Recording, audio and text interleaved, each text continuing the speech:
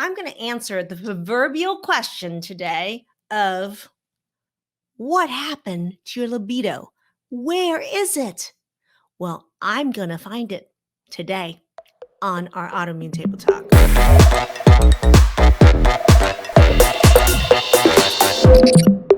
I'm Maggie Yu, MD, functional and holistic medicine physician, and the creator of Transform and the Transform protocol to turn around autoimmune disease naturally. I hear it all the time. A little context is that one of the areas that autoimmunity really affects is sexuality. And that's not just in women, this is in men. And there are so many layers and nuances as to why.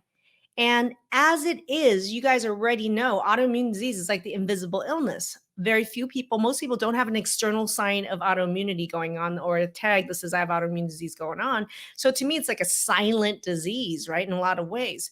But yet the impact of it in so many aspects of life is extreme. It's huge. And today we're going to talk about sex and these kinds of conversations about how it's impacted on sexuality, men and women, is one of the things on our call with our team that we talk about and discuss. There's actually a lot going on there that people aren't talking about openly, or they're not even posting about it, and it's difficult conversation with your partner. There's a lot of layers of that, yet when people book a call with our team, it is something that we're very open to talking about, and it is frequently a topic of conversation. So let's today talk about top 4 things I wish everybody knew about the impact of autoimmunity on sex. So number 4, actually, the biggest question that I get was pain. Pain has a huge impact upon sexuality.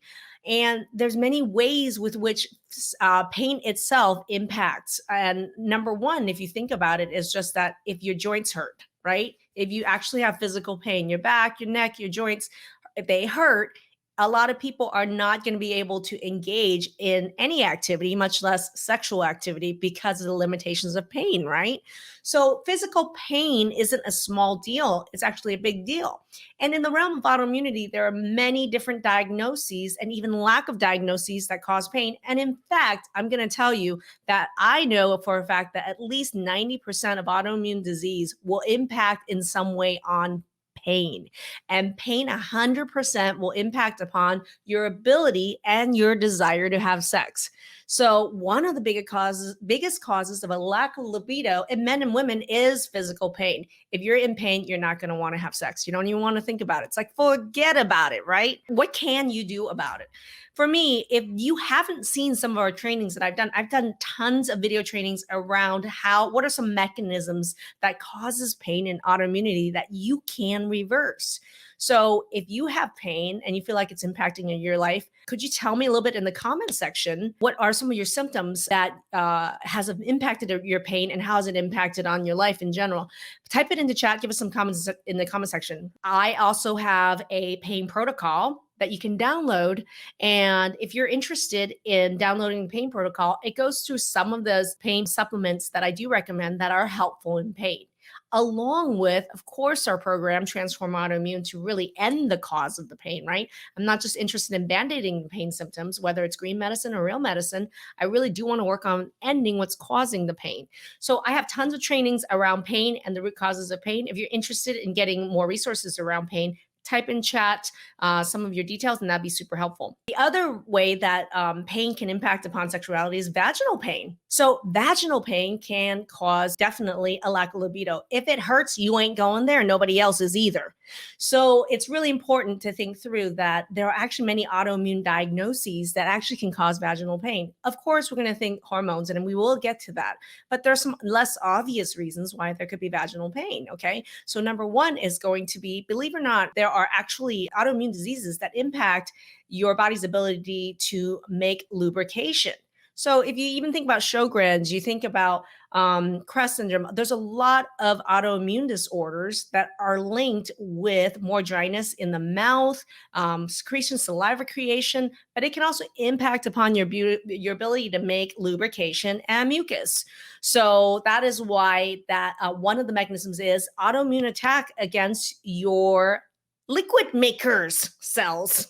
So that is definitely one impact that can have upon vaginal pain. Besides hormonal, is that there could actually be an autoimmune attack against cells that make lubrication and mucus of your mucosal membranes. When I think about what are some things that you can do for vaginal pain besides hormonal stuff, what are some other things that people don't really think about? Number one, believe it or not, collagen. Being able to help the connective tissue, make more connective tissue in the area, healthy mucosa, and heal. Collagen is a really important component, which is why I really, in our program, and I personally will use Pro Collagen WB throughout the week, a couple times a week at least. And it's really not just for hair, skin, and nails. Okay. What I've seen is that it can have a huge impact upon the mucosal area for more comfort. Number two is going to be omegas. Omegas are going to be really big in general for anything that's related with dryness, even if it's in your mouth, in the vaginal area, on your skin, dry skin. So I have done many trainings around the role of fish oil and omegas for pain in general. But the other mechanism is that omegas like Pro Omega 1000 is really freaking amazing to actually help with increasing the moisture and fat content and secretion wherever it is in your body. So don't forget the omegas, okay? This is why it's important. Go check out our pain protocol, download the pain protocol, check out our pain essentials. Some of the things that I've talked about is in the essentials line, and it's great for you to start learning more about it. Comment like crazy below. We will be hitting you up with some questions and some resources to give you our pain protocol download. Check our pain essentials in the store. Check out my trainings all around the causes of pain. Most importantly, if you're interested in learning how to work with us to end your pain, no matter what the cause is, best to book a chat with our team to see if one of our programs is right for you. And there's a link above and there's a link below for you to check that out. Book a chat with us if you want to work with us. But pain is huge.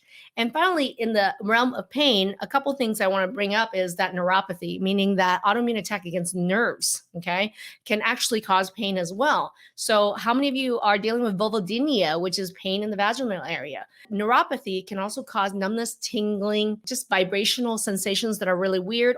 And think about it, numbness. If you are numb on your nerves, how are you going to have a sexual response? So there's a tremendous impact of autoimmune related neuropathy, meaning attack against the nerves, that can actually decrease the ability to have sexual sensation, have a sexual response, right? And can cause chronic irritable symptoms, irritability of nerve symptoms. Who wants that burning anywhere in your body? And why the hell would that make you want to have sex? It wouldn't. So you don't need a magnifying glass to know that pain and neuropathy can absolutely have impact upon your ability to want sex or enjoy sex. Vulvodynia, which is pain in the vagina, it's a really common symptom in those with autoimmunity. And the docs who are treating vulvodynia have no clue it's even linked with autoimmunity. How many of you have gone to doctors for the vulvodynia and never even heard that there's an autoimmune component to this? There's like 20 mechanisms with autoimmunity that causes sex in the vaginal area and other places in your body. This is why, for me, it's also important when you're thinking about sex and pain. I think about all sorts of different related issues, and I can go on forever about this. And if you want more details about things I'm going to talk about, you can type it in the chat, and maybe we'll do another live on this. But lubrication is really important. And I can get into lubrication more on a different live, but using a good lubricant is really important. And contrary to popular belief, even though I am a functional medicine doctor, I'm all about natural stuff. I am going to just give you a heads up secret.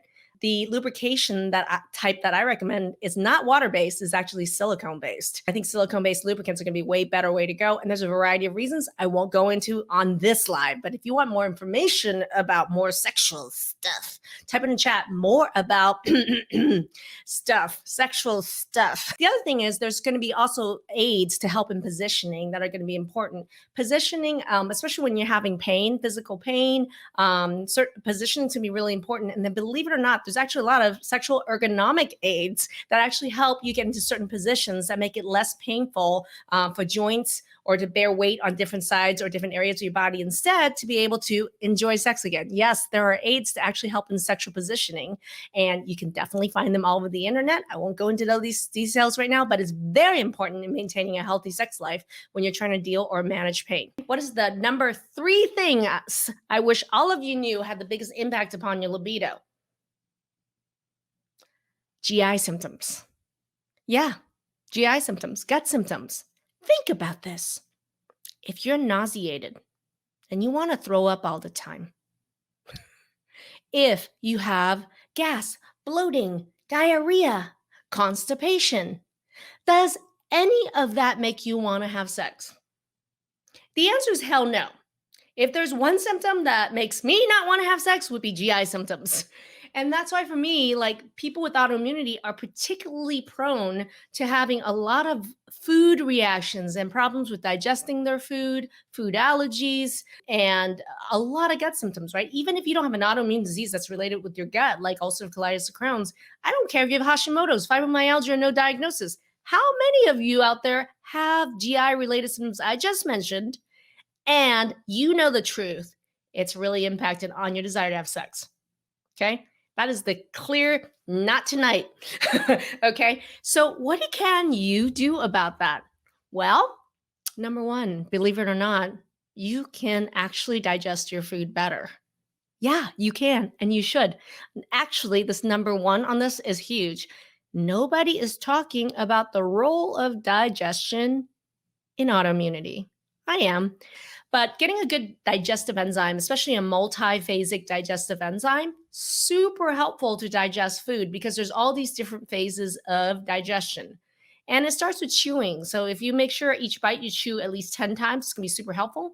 Taking a multiphasic digestive enzyme, like Digest It, it's going to be really key. I cannot tell you how many people are in our programs right now who never in their all their research, all their years with autoimmunity, all their visits with their doctors, never once has someone mentioned that digestion is one of the major causes of GI symptoms in them. If you're an alumni or you're in our program and you have benefited from taking a digestive enzyme like Digested, and it's really helped decrease your symptoms, and that you were shocked that digestion had anything to do with it, and the results you got after addressing it, type in the chat. I'd love to hear from you, right? So, number one, you got to work on digestion. Okay. Nobody's going to tell you that. Okay. Number two, don't you want to know what's causing those problems in the first place? And I'm going to tell you, would an elimination diet, eliminating 90% of food on the planet, make you more conducive to sex or less conducive to sex? I think the answer is pretty obvious because, yeah, I guess I can go into a long thing about how elimination diets are not meant to be long term, how for a lot of people they can help short term, but in the long term, they come back, symptoms come back in, and they're worse off. But the other thing too is that there is so much mental trauma and fear and scarcity and the mindset of someone who is on a prolonged elimination diet. You are freaking scared and traumatized by food every single bite. And the thing is, rightly so, because you eat it and you get sick. So for me, the food trauma and elimination diet long term, all those issues compound the ongoing gut issues because we live in fear and panic and trauma every single day. Who the hell wants to have sex? Right? So for me, the opposite is what I do is that I don't guess. I'm not going to tell you blindly in any of our programs to go and eliminate 90% of food on the planet or Dr. Maggie Yu's special elimination diet. I don't think so. Okay. You guys know as an MD and as a functional MD who's all well versed in the alternative health and holistic health, the merging of the two is really important. And the most important aspect of that is I use data. I use freaking data, your blood work to actually determine in our own process. We're the only ones doing it, called food mapping, where guess what? Instead of eliminating 90% of food on the planet, why don't you just avoid the five things your blood work says you should avoid, and then reintroduce all the other stuff back? What would having fun with food, making food, eating food, sharing food, how would that change your life? Type it in the chat. How would that change your life? And as a result, how would that change your relationships with food, with the people in your life? How would it change your level of anxiety and obsessive focus on it to be able to relax? And that's the key to actually getting your libido back, is getting rid of that monkey brain, the anxiety, the fear, the scarcity, is data-driven, real actual elimination and reintroductions and results of feeling better with no GI symptoms. You are going to get your libido back. I'm serious. This happened to me. Okay. So this is, yes, it's a big process, food mapping. It took me 14 years to really perfect it and come up with it, but it works. If you want to work with us to do food mapping in our program, Transform Autoimmune, book a chat with us. Okay. But GI symptoms, huge. All right. So really importantly is digested is a great multiphasic digestive enzyme. Chew your food, number one. Number two, pick up digestive enzyme. Take one with small meals, two with big meals to help you digest food better. Number three, really look into food mapping with us to really truly eliminate the cause of these problems. Okay, that is the GI issues.